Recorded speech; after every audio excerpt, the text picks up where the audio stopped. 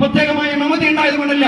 ഞങ്ങൾക്ക് ഈ നാട്ടിന്റെ ക്രമസമാധാനത്തെ കുറിച്ച് ഞങ്ങൾക്ക് ബോധ്യവും ബാധ്യതയുമുണ്ട്. നിങ്ങളെ പോലെ കേരള രാഷ്ട്രീയ ഉത്തരവാദിത്തമില്ലാത്ത രാഷ്ട്രീയ പ്രസ്ഥാനമല്ല. ഞങ്ങൾക്ക് ഈ നാട്ടിൽ സമാധാനം ഉണ്ടാവണമെന്ന് ആഗ്രഹമുണ്ട്. ഈ നാട്ടിൽ നാട്ടുകാർ സ്വൈര്യത്തോടു കൂടി ജീവിക്കണമെന്ന് ആഗ്രഹമുണ്ട്. ഞങ്ങളൊന്ന് മറുപടി പറഞ്ഞാൽ അത് ഈ നാട്ടിന്റെ ക്രമസമാധാനത്തിന്റെ പ്രശ്നമാണെന്ന് ഞങ്ങൾക്കറിയാം.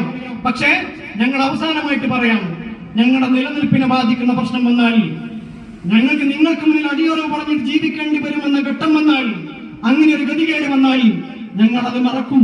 ഒരു സംശയം നിങ്ങൾക്ക് വേണ്ട, ഞങ്ങളത് മറക്കുന്നത് ഇത് ഭീഷണിയുടെ വെല്ലുവിളിയുടെ പത്താനല്ല, ഞങ്ങളുടെ നിലനിൽപ്പിന്റെ രാഷ്ട്രീയമാണ്. അങ്ങനെ പടച്ച റബ്ബിനെ അല്ലാതെ ഒരു പടപ്പിനെയും പേടിക്കില്ലെന്ന് മനസ്സിലെഴുതി വെച്ച ആളുകളാണ് ഞങ്ങള്.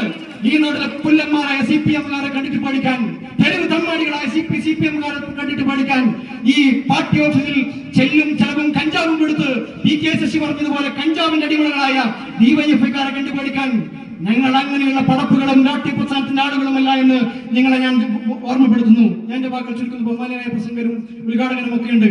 DYFI-കാരുടെ ഒരു കാര്യം മാത്രം സൂചിപ്പിക്കാൻ ആഗ്രഹിക്കുകയാണ്.